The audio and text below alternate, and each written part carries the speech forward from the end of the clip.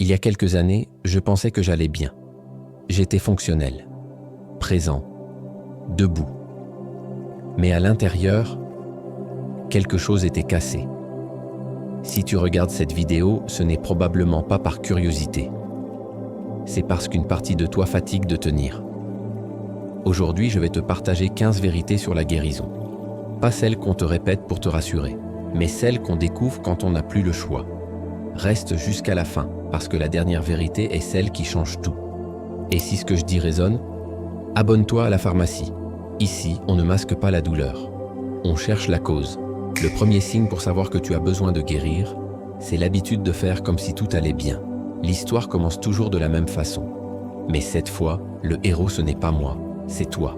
Tu avances dans ta vie, tu travailles, tu réfléchis, tu fais des efforts. Mais malgré tout ça, tu te sens souvent vide, fatigué ou désaligné. Ton objectif est simple, aller mieux, te sentir en paix, ne plus avoir ce poids invisible. Mais il y a un obstacle. En réalité, il y en a plusieurs. Le premier obstacle, c'est que tu confonds tenir et guérir. On t'a appris à être fort, à encaisser, à continuer. Alors tu continues.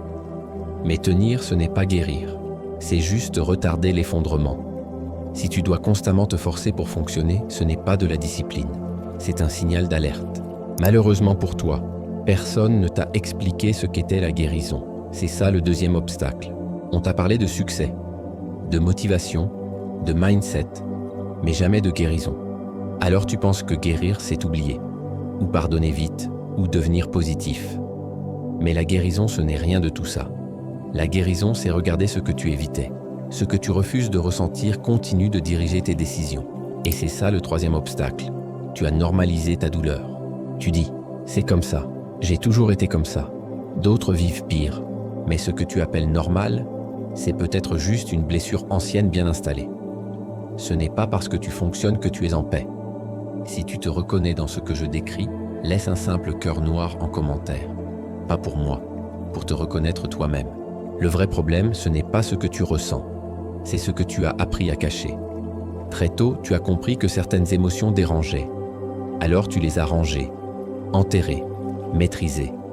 Mais une émotion qu'on enterre ne disparaît pas. Elle attend. Et plus elle attend, plus elle revient sous une autre forme. Fatigue, colère, autosabotage, peur de réussir, peur d'échouer. Ce que tu n'exprimes pas s'exprime à ta place. À partir de maintenant, la question n'est plus « Qu'est-ce qui ne va pas chez moi ?» La vraie question est « Qu'est-ce qui m'est arrivé et que je n'ai jamais guéri ?» Pendant longtemps, j'ai cru que le problème, c'était moi, mon caractère, mon manque de discipline, mon manque de motivation. J'avais tort. Le problème, ce n'était pas qui j'étais. C'était ce que je portais. Dans la prochaine partie, on va affronter ces blessures une par une, des plus discrètes aux plus douloureuses. Alors abonne-toi à la pharmacie pour ne pas manquer la deuxième partie. Ici, on ne motive pas, on guérit.